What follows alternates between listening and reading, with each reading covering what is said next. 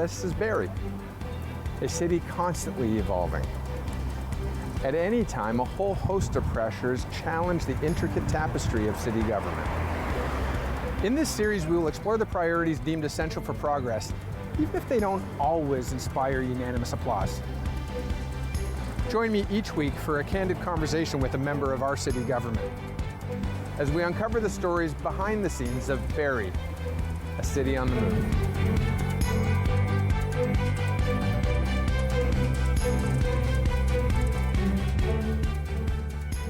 Welcome to Barrie City on the Move. I'm Arif, and it's my pleasure to be joining you wherever you're receiving this content, whether that's at home on cable, streaming online on YouTube. I'm glad you're here. And as you may have picked up, if you've caught the show before, our goal is to really speak about what moves Barrie as a city, as a place to live, invest, grow, but we take a look at governance, we take a look at operations, we take a look at strategic partnerships within the city to give you, and me really to be honest with you, a better understanding of the city we live in and how we're tracking towards that ultimate community that we want this place to evolve and become for our families. And one of those things really is economic development. It's how do we ensure the vitality, the viability of our community. So that's what we're going to drill into today, and I've got an amazing guest, someone I admire, someone I've known for a few years. Stephanie Schlicter is the Director of Economic and Creative Development within the city of Barrie. Thanks for joining me on the show, and thanks for what we're about to talk about. Thank you so much for having me, Arif. And you can certainly call us Invest Barrie because that is what we like to market ourselves out into the world as. Awesome. I'm so glad you're here, and we're going to talk about that investment, whether it's external investment, reinvestment, partnerships with other levels of government. We're going to cover a lot of that today. We've got a ton of content to get into, and let's start at a little bit of how did we get to where we are today. I think a lot of us got a bit of a curveball sort of as the COVID pandemic kicked in, and I apologize. I'm probably going to apologize for the rest of my life about talking about COVID, but I do believe it was a bit of a turning point for many, whether it's in the private sector or governance and planning, probably threw a bit of a wrench into the plan. And so let's talk about sort of what happened and what have we been doing since COVID until today. Sure, and thank you for the question, Arif. There has been a lot that's going on, and I sort of amp up because without a doubt, you're headed on a trajectory, and like everybody, what your plans were certainly were not where your plans ended up. And so for us, it was being responsive, focusing hyper-locally. What do our businesses need? How do we help them within our municipal capacity? How do we provide the information, the supports? Without a doubt. And it was a very interesting time in the sense that not all sectors were impacted equally. So we had certainly some industry that absolutely experienced growth over the period. Some took advantage of certainly some of the needs that were out in the community for a lot of that health protection. So there was opportunities there. And then of course you had our frontline service and frontline support that, absolutely felt the devastation, new businesses that were hoping to open, and working through those challenges. So, I think the strength of this community has always been the diversity of the employment base. But without a doubt, there were those that, were challenged. We watched curbside pickup. We watched online, more, how do we support more online delivery and commerce for small businesses. So all of those things, I think, emerged or came as an outcome of the pandemic. And then going forward, we were so hyper focused internally. Now you have to get more externally. And so as things have sort of leveled out, obviously we've seen increase in land values, both at the residential and the employment level. We've seen companies grow, looking for space, and now it's how do we bring more of that and continue to grow the city in the trajectory that we had envisioned for it. Mm-hmm. And I'm glad you really covered that. I think I appreciate the fact that you identified that an investment had to be made. I think the buzzword at the time would have been pivot, right? How do we pivot? How do we adapt, right? Yes. And that was a trending word that I don't think too many people found comfort in, but some really did take advantage of an opportunity to grow. They found a problem that needed to be solved that nobody else was solving, and they decided, I can retool my plant and do that. We saw that happen with some neighbors in Barrie, in the Barrie area as well. Now we're a few years later. I think many of us would like to have forgotten that period of life and hope that it never comes back. What are some things, though, that the business and government community learned that actually was a benefit that we want to hang on to and grow with and grow from? I think the speed of reacting and making decisions and moving forward. I think for small business, looking at how do I diversify my revenue streams, how does online commerce become more strategic, the supply chain and talking the conversations around reshoring that have occurred, but how do you localize elements of that so that you've got distribution at hand? So there are certainly some things that I think have lingered that are creating some positive, that have had some lingering positive impact on the community. I just want to touch on that term that you used and make sure it doesn't get lost. You used the term reshoring. Yes. And I think that that's a valid thing to explore. One of the takeaways was never again. We don't want to ever find ourselves again in a situation where we've got, where we're sort of confined by having our supplies that we typically are importing from Asia or other parts of the world sitting in a container they can't land in port, and we're paralyzed in terms of business. So talk to me about what type of reshoring efforts conversations you've been having. So I think there's a couple of pieces. Certainly, how do I bring elements of what I was relying upon to come from a distance? How do I bring that more locally? And, how much value add do I put into it? The other piece is the world of just in time, right? I have things coming, they come to me just when I need to use them. And I think the warehouse distribution and seeing more regionalization of warehousing and distribution. So we're keeping a little more inventory on hand to manage some of that supply chain. So can everything be reshored? I think the nature of globalization, it won't go away. But how are we rethinking about when I need products, when do I need to hold a little more inventory, what do I need to have really close to home for my risk management, are all the kinds of questions that companies are looking at and making those business decisions accordingly. So one of the things that I noticed actually is while there was a conversation about reshoring, in case anybody's not, you think of offshore market, now we're onshoring or reshoring, bringing it back to home. Certainly south of the border, there's a political movement in that direction, certainly with the new president coming in. We'll talk about that in a little bit. But while we're talking about reshoring, there were also those, and you touched on this, through the power and recognition of what opportunities came available through e-commerce or digital commerce, there was that other momentum that started to happen with people realizing I don't need to be confined by my traditional geographic boundaries. Correct. I think certainly looking at how do I reach a customer base more broadly and how do I do that efficiently and effectively. There were quite a few online tools. There was some investment in programming and getting resources to small business to really help them think about, how do I have an online presence? How do I have a secure online presence? And how do I grow my reach using social networks, using online to really help diversify my revenue base outside the local. So what I want to talk to you about throughout the course of the show is, sort of what things are you sort of guiding or encouraging, researching, exploring. It's something that tells me a lot of it is science-based, but it's also the art of the practice of let's explore an opportunity. Government has a role to play. You are in the government environment ecosystem, and I think it's also fair to note that local government made a number of decisions regarding sort of suspending due to inflationary pressures, due to the fact that they recognized some of the challenges that the public and small business community was going through, they sort of suspended things that would have caused an increase in taxes.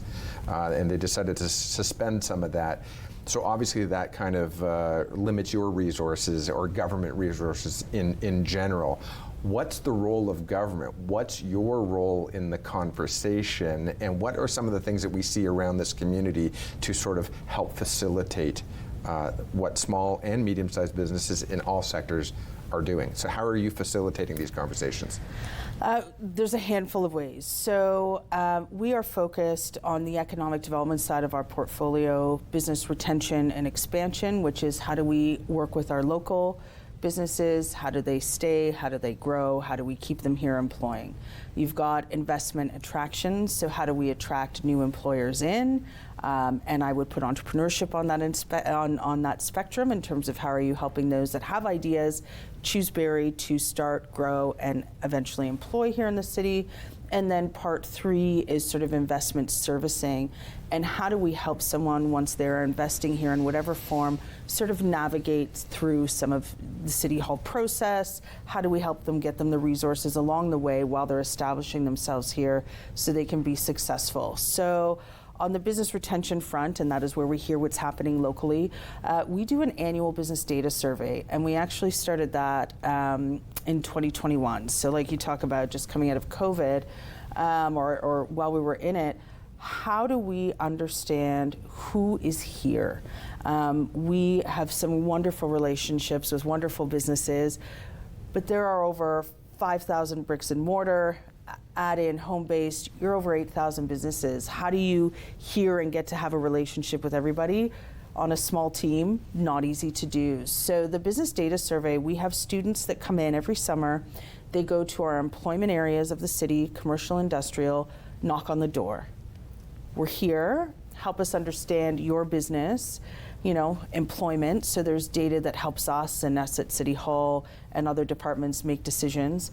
But the other piece is it's an opportunity for us to engage and provide the information on the supports and information that we provide. We have a small business center that does seminars, events, consulting for those that are entrepreneurial. If a company is having a challenge with really anything, we're sort of that first point of contact. So, if my transit stop was here or I'm struggling with, whatever it may be, our goal is to help be that conduit of conversation into the departments in City Hall and say, hey, is there a way we can relook at this? Is there a way we might be able to?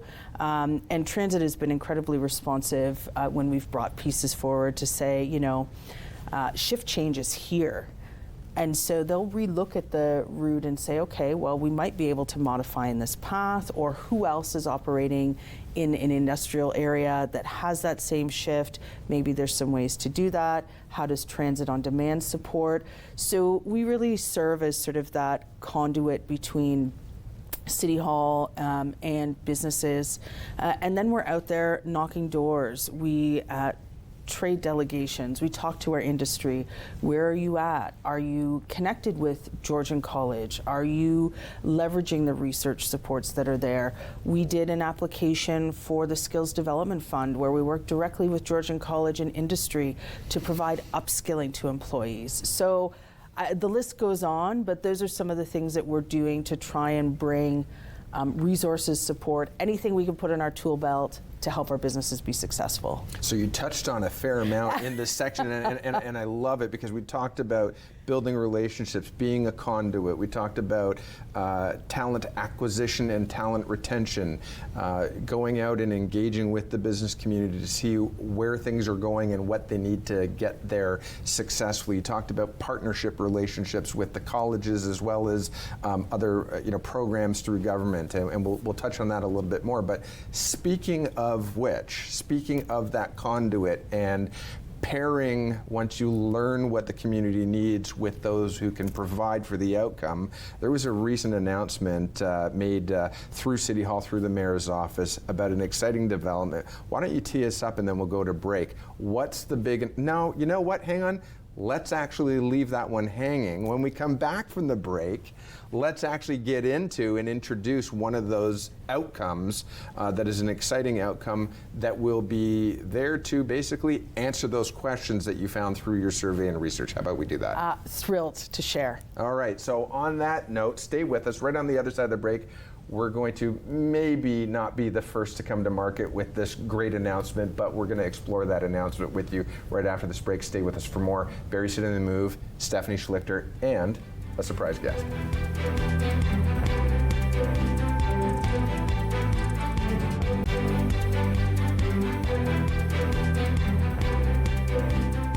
Welcome back to Barrie City on the Move, and my friend Stephanie and I are having a fantastic conversation. Stephanie, Director of Economic and Creative Development at the City of Barrie. We covered a lot in the first segment, talk about exploring the needs of the community, ensuring the viability, the vibrance, the vitality of a community, the economic engine, and exploring and building relationships with members of the community, small business, larger business, and then of course, finding out what those needs are and meeting them.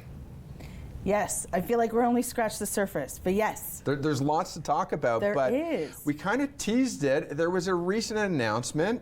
Yes. And at that announcement, fantastic. Why don't you introduce our guest? Sure. I am thrilled to have the opportunity to be part of an announcement that brings university education to the City of Barrie, which, as you know, has been a long-standing desire. And of course, we've got Linda Rodenberg. She is the principal of the Aurelia campus, and who I've had the great pleasure of working with through leading up to the announcement last week.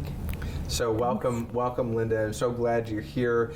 Dr. Siddle was at this announcement at the Sandbox. The mayor was there. Kevin Weaver from Georgian College was there. I thought that was a really awesome, respectful way of showing support and welcoming Lakehead into the downtown and into the Barrie City community. Thanks for joining us on the show. Want to explore this and with you, but I'd love to just start with it. Why? What was it?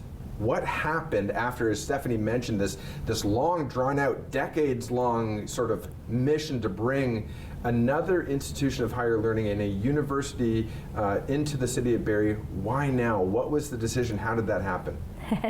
Well, actually, I had reached out to the mayor to congratulate him on his election, and it was really interesting because I had said, you know, we should get together and talk about your vision for Lakehead University in Simcoe County, and the response was immediate. In fact, we were invited to a meeting, and when we arrived, we realized that we were actually his first meeting as mayor.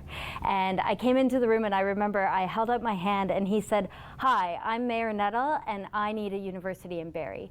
And before we even stopped shaking hands, I said, "Well, I'm Linda Rodenberg, and Lakehead is Simcoe County's university, so I guess we better have a conversation." And we did. And so here we are 2 years later with this exciting announcement. Well, congratulations. It is exciting. I'd love to get into I think you were witnessing, you were sort of eavesdropping on our first segment, Yeah. hearing the way the conversation went. And as Stephanie mentioned, a lot of effort goes into supporting the business community, making sure that while the city itself may not have any place in business, the city, I'm interpreting it, has a place in facilitating and ensuring that investment and reinvestment of existing businesses continues, and they continue to have the resources to meet tomorrow's demand today. There's my plug for you. So what is Lakehead planning on doing in the City of Barrie? Well, in the City of Barrie, we are starting a STEM hub, and so the programs that will be offered there really do respond to labor market needs that have been identified by both the City of Barrie and the County of Simcoe. So we'll be bringing programming in computer science and engineering directly into the downtown core of Barrie. And this is a bit of a natural evolution of some partnership programming that we were doing with Georgian College, and it really builds on that programming and will allow for us alongside of Georgian College to really meet the needs of this region for in terms of their post-secondary education. Now, I'm going to sort of be the elephant in the room just briefly. Recently, both levels of senior government have had to address, based on outcry, based on economic factors, et cetera, placement factors.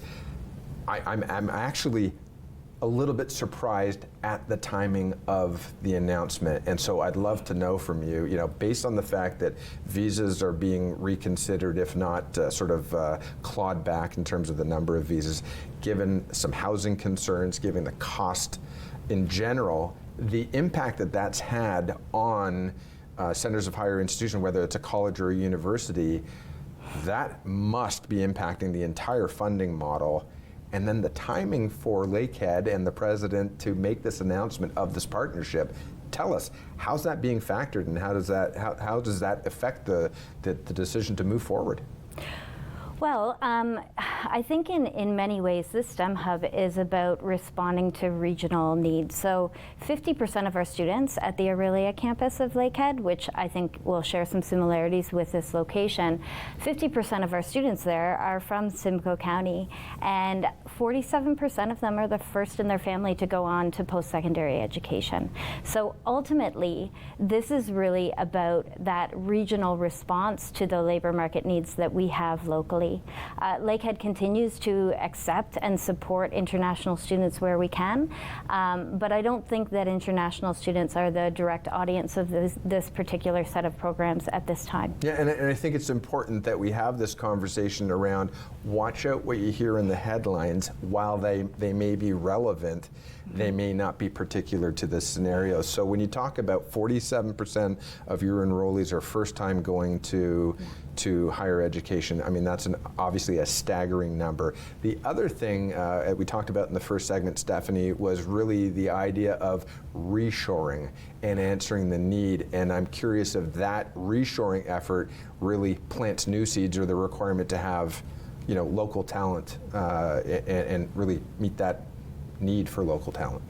Yeah, and we know, and Stephanie can speak to this too, we know for sure that the programs that we've identified here are going to meet a growing need within Barrie, and we're working directly with Stephanie and her office to really determine the nature of the students that are going to be required as Barrie continues to grow. And it's these sectors, I think, that will benefit from this programming. So let's actually get into that. You talked about sort of it's not an entire university. You're starting with one particular sort of cohort or group of what do you want to call it? Specialties. Mm-hmm. Let's get into that. Referred to as STEM, but why don't you go ahead and explain what that means? That? Yeah. Sure, no problem. So STEM, obviously, STEM programs are really related to science-based programs, technology, engineering, and math. That's what STEM actually stands for. And this hub will focus on computer science as well as electrical engineering to begin. And then we'll be bringing in mechatronics, software engineering, computer engineering.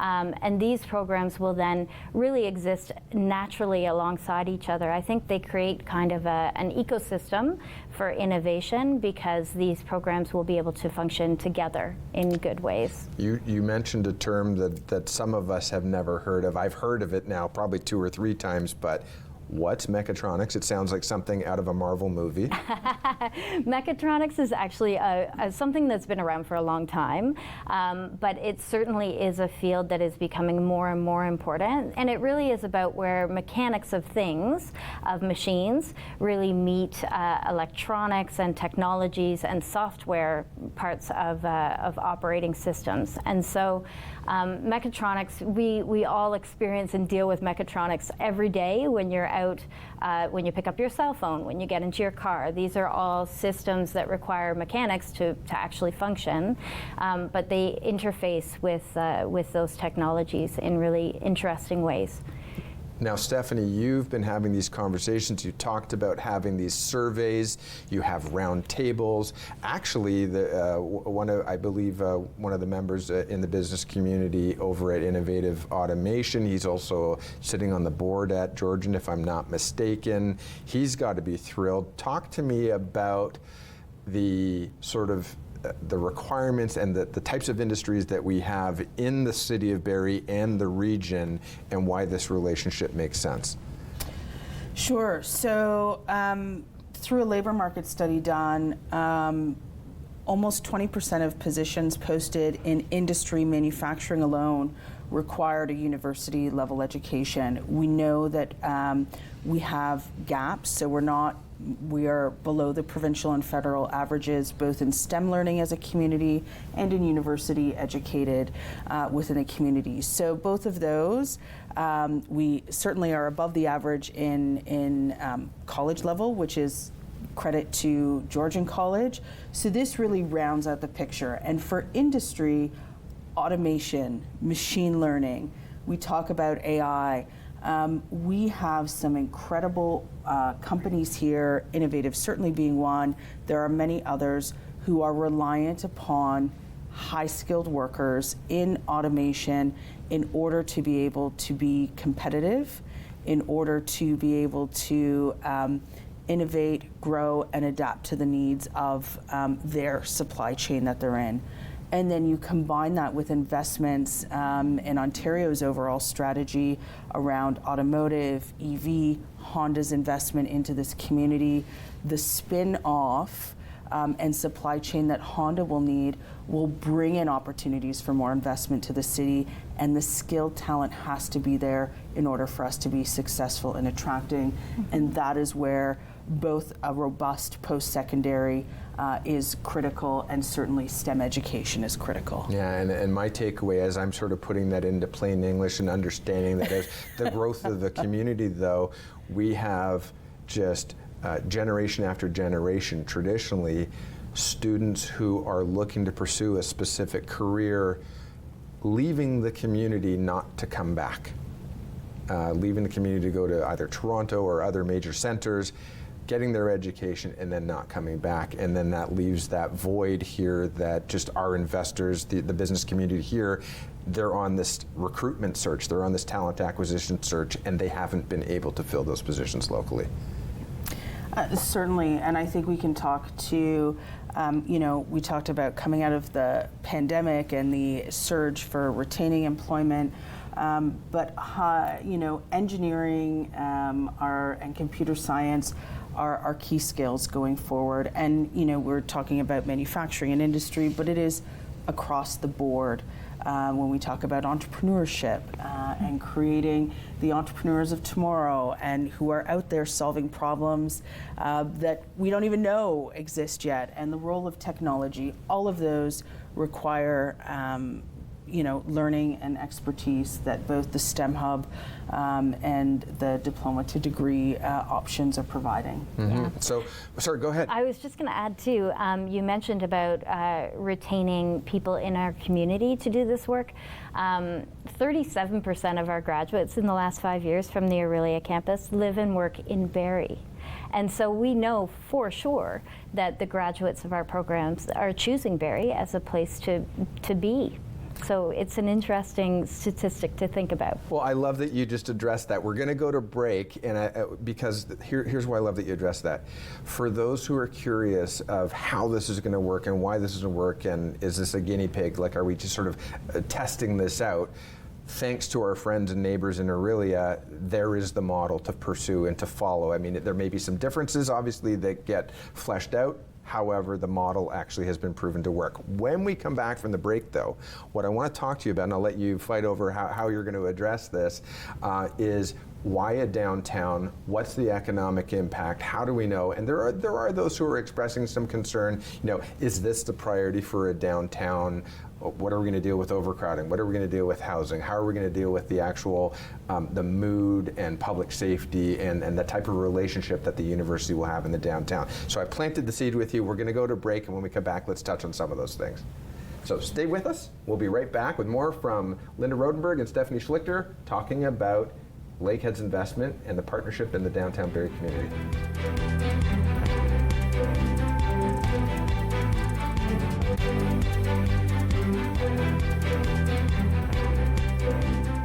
Welcome back to Barrie City on the Move. Great conversation happening with Linda Rodenberg, principal at the Aurelia campus of Lakehead University. Exciting announcement of Lakehead's investment coming into Barrie. And Stephanie Schlicter, Director of Economic and Creative Development with the City of Barrie. I love it. I love the announcement. Thanks for the announcement. That's great. Here's a question, though, and that really is, and we touched on it, it's not so much the question, but give me a little bit of insight in how we know this type of relationship actually works or should work if all things go well. Well, Lakehead came to Simcoe County and started the Aurelia campus in 2006, and we very much came because Aurelia was wanting to invest in a university presence. And when we started that campus, we had 101 students, and now we've grown over time to just over 2,200 students. And we know that that's made a significant impact in Aurelia. In fact, the economic impact of the Aurelia campus to the city of Aurelia is $328 million a year. And so that's substantial. Now, when you talk about economic impact, that means not just tuition. What else does that mean? What's the ripple effect that really comes together as a number on a ledger that says economic impact? And I don't know who wants to cover that, but go right ahead. Well, I can start. I think there are so many ways that a university impacts a community. And so, it really is about a number of people, many of them young people, who are coming together to learn together. And I think that it creates a culture of, we talked about innovation, creates a culture where people are striving to make their community a better place. And so, I was at the Santa Claus Parade last weekend, and a woman on the side of the road called out to me and said, "Thank you so much, Lakehead, for being in our community. This is a better place because you're here."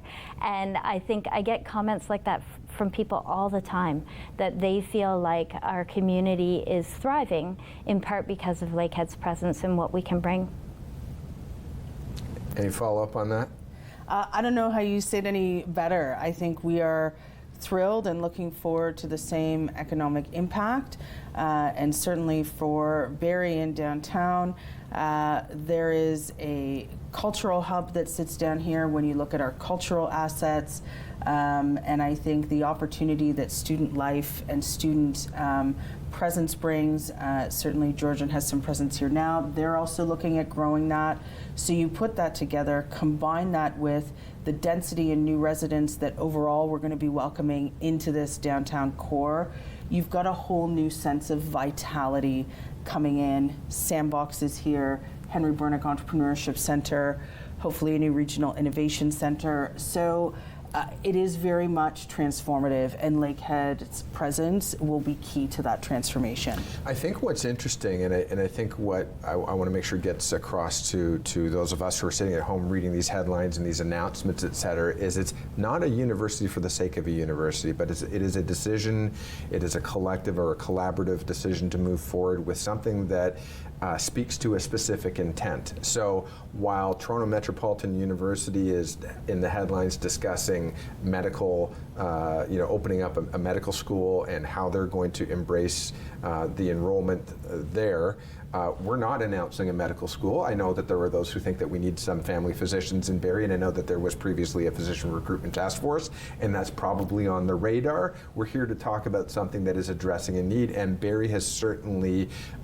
made its name in the automotive sector that you talked about, mechatronics or robotics, CNC, a lot of manufacturing, fabrication, and also as data centers, I believe, or anything else that I'm missing that's not on the top of my mind right now? I think you make a very interesting point, and engineering, technology, computer science, all of that applies to the health sector as well. When we look at digitization of health, when we look at tools and things, diagnostics, all things that have some applicability. So I know we've focused on industry, but STEM knowledge applies across the board, across a variety of sectors. And no, it's obviously not frontline care, but the surrounding wraparounds that it can bring and benefit have value.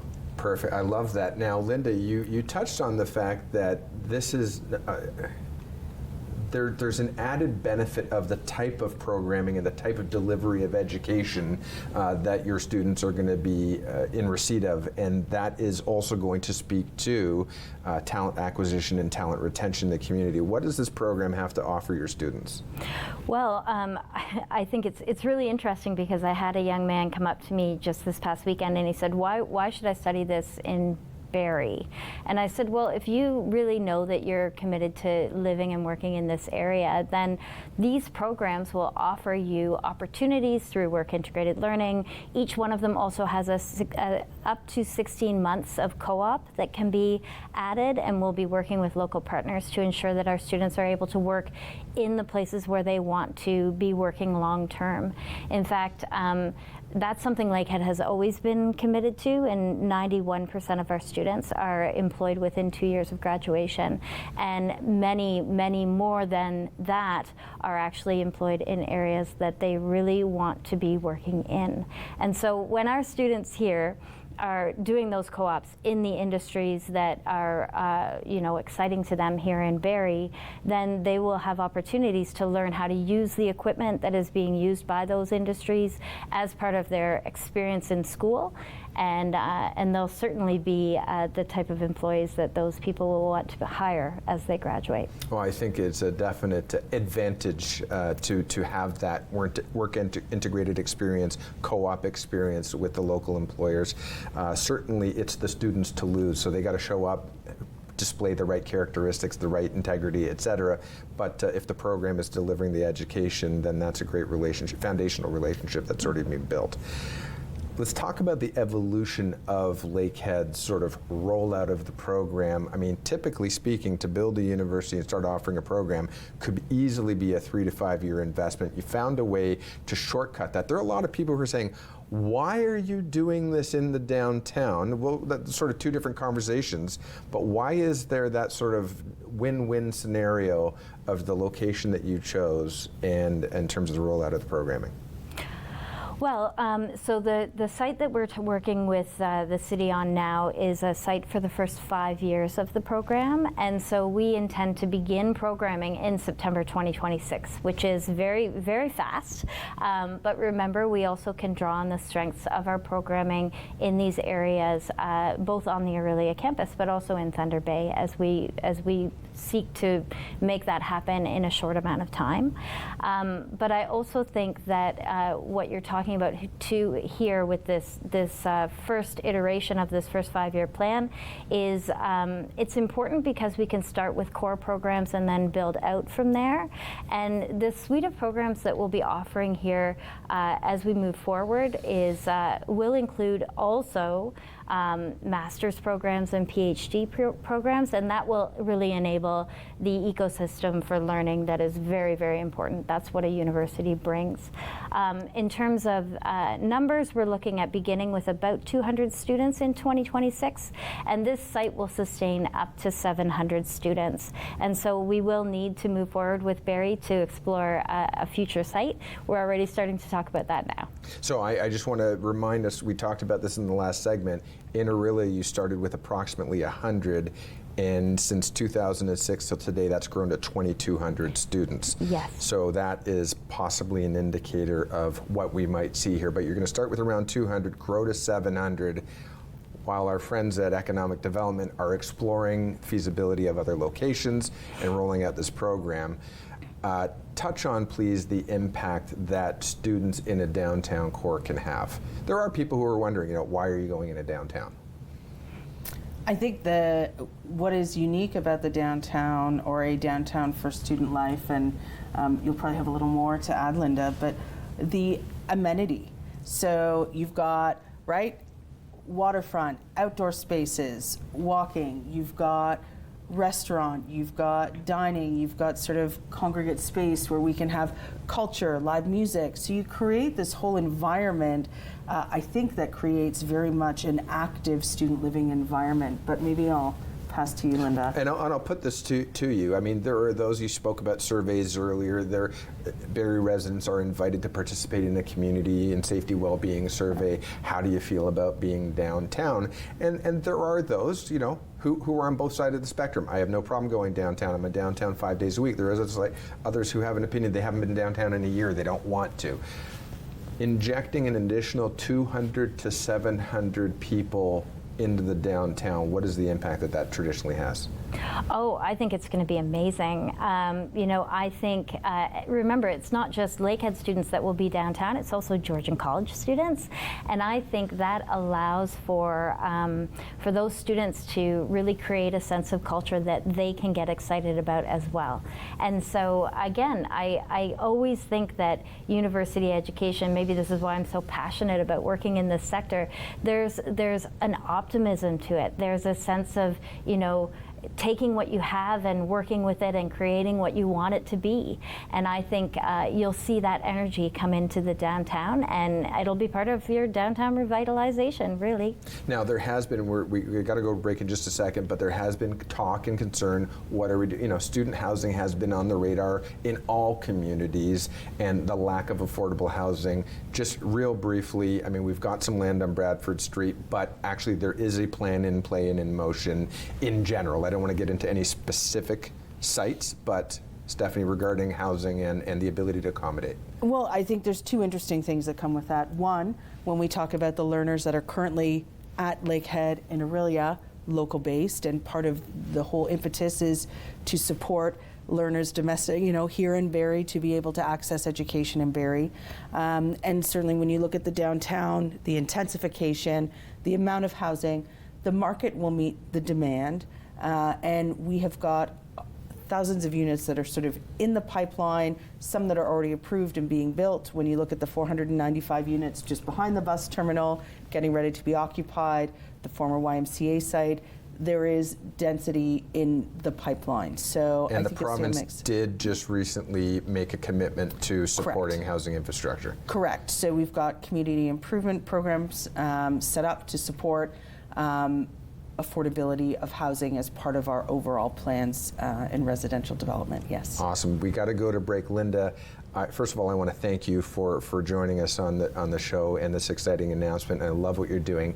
Any call to action to the community? If anybody's interested in finding out more information, where should they go? What do they need to know? The start date is September of 2026. In the meantime.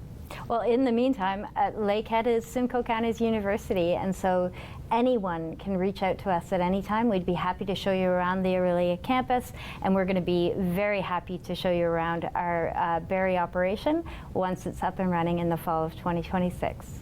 Excellent. With that, Linda Rodenberg, thank you so much for joining us on Barrie City on the Move, and we wish you the very best, and I look forward to having you come back for an update. Absolutely, thank you. With that in mind, we will go to break, and when we come back from the break, I've got more questions for Stephanie. I'm going to ask her about what are some of the gaps still, what are some of the pain points still, and what are still some works in progress. So you don't want to miss that 4/7 of the show. We'll be right back after this break. It's Barrie City on the Move. We'll see you in a second.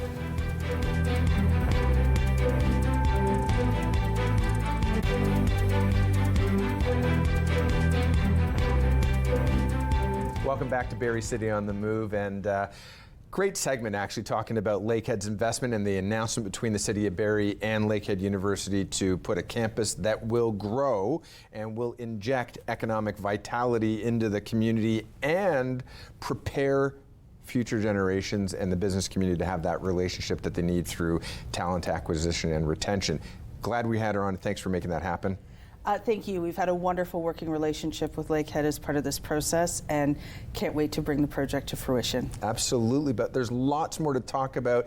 As I know I've said, and it's been said around the table, I'm sure at council more than once, the economic vitality of a city is not just in its downtown, it includes the community as a whole, relationships between neighboring communities, et cetera. So let's get into some of that. What else is on your radar when it comes to the City of Barrie as a whole for economic development?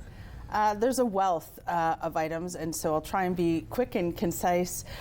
Employment land, without a doubt, remains a critical factor for us. We have local employers that want to expand their companies here in Barrie. And over course, again, we're still talking about outcomes of the pandemic.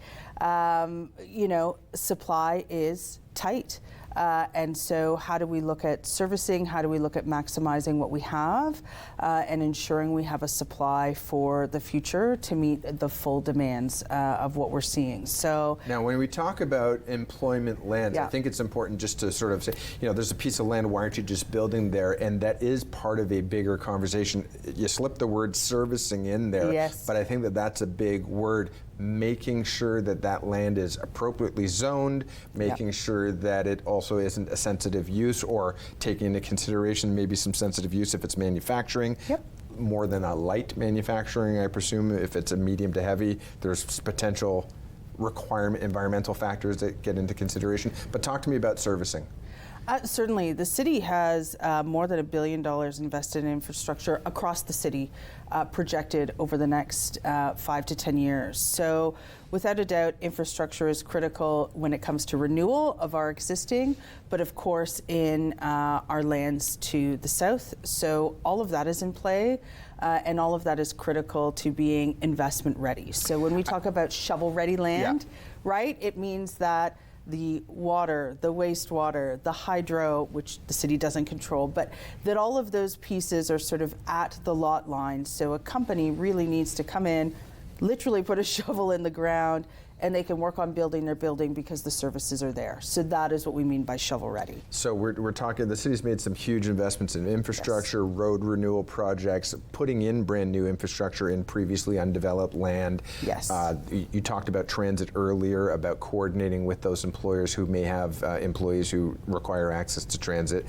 I'm putting you on the spot. I know I'm putting you on the spot. I might hear about it afterwards, but just for the sake of putting things into perspective, are there some scenarios that we can touch on in general of missed opportunities because we didn't have employment lands ready? Yes. And I know you want details. I will try and be very broad in detail. It's the larger tracts of land. So, when I started with the city 17 years ago, the typical footprint of an industrial building was 20,000 square feet that required typically 1 to 2 acres. What we are seeing now in demand is looking for 100,000 feet, so 10 to 15 acres on that sort of on the initial end, and we are seeing much larger demand for 100 acres, 300 acres plus. So finding that in a parcel within the city has been a challenge, and as a result, in not having that, opportunities, companies will look elsewhere. They have to, and it's nothing personal, right? It's not personal, but this area, the challenge is that companies want to be here, and it is the location, it is the proximity to the Greater Toronto area. It is still a competitive marketplace compared to the Greater Toronto area.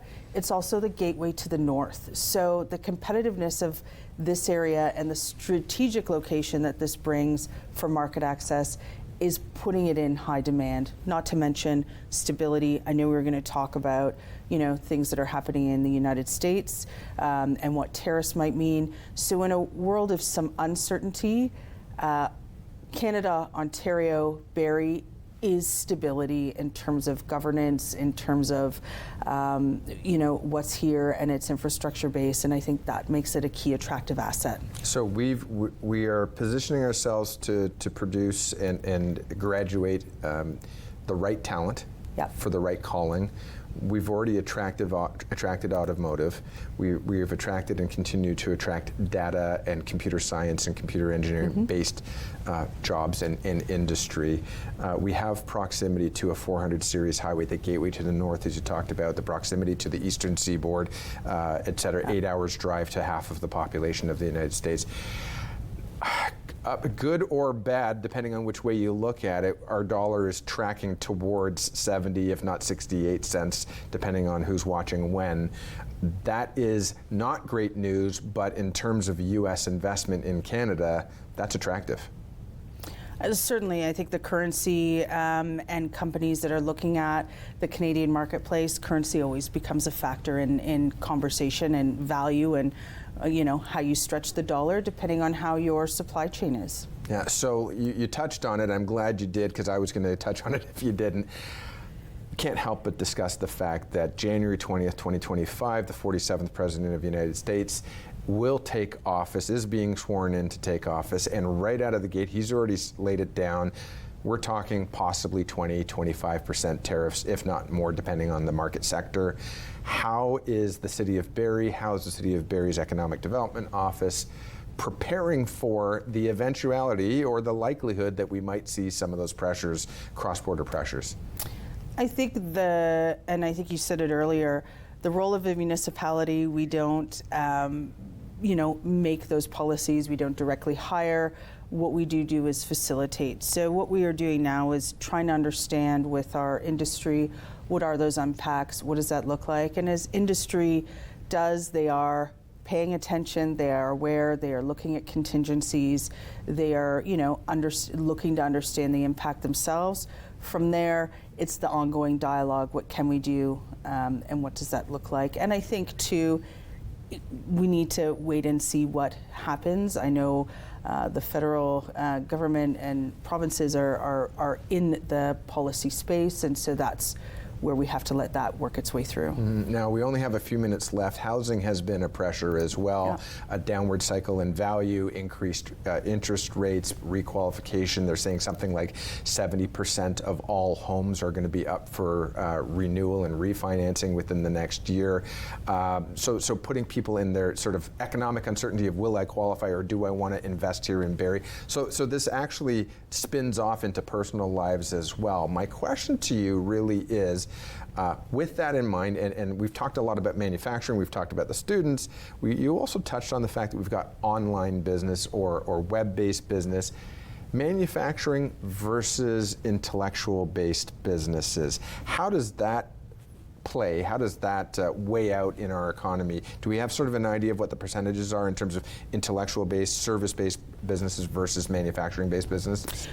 Sure. When we look at where we're seeing employment growth, when we look at our data surveys, and I don't have the numbers in front of me, but retail, wholesale trade, we're also seeing increases across health. Health is still huge in this community when you look at A, aging populations, but B, the growth of our regional health center. There is a wealth of diversity here that I think and we are a bit of a regional shopping destination. So those industries are always going to be strong within the economy. And so you have to, I think it's critical as an economic development that you're understanding the needs of all of those segments and trying to work to support our entrepreneurs, our small business owners across the board. So we've got just a few seconds left. Looking out towards next year, we've touched on some of the great work that's being done under the guidance and direction of council through your office, though. What's something that's a thorn in your side, something that you just haven't conquered yet, something that is sort of nagging you as a focus that you haven't met it yet and you want to conquer it? The portfolio came to me just before the pandemic, and so we were very much in a responsive working with our existing business. For me, a robust investment attraction program that looks at both foreign direct investment, ensuring that we are shovel ready, ensuring that we're maximizing our employment lands to attract business is critical. And then the other side of the coin is the entrepreneurship, Regional Innovation Center, getting it landed here, and making sure we have programming that supports our Main Street business. That is a lot. That is a lot to accomplish, but I love the enthusiasm with which you say it. You remain consistently just a huge advocate for the City of Barrie and the entrepreneurship community in Barrie as well. Stephanie, I love that you're in the role. You definitely earned it. You're the right person for the job, and I want to thank you for joining me on Barrie City on the Move. And I can't wait to meet with you sometime in the new year to have another economic update with you. Thank you. Thank you. I love the city. We are passionate at Invest Barrie about supporting business. So that is what we're here to do. And anybody who's in a business who's looking for support, please connect in with us. And we'll see you next time on Barrie City on the Move.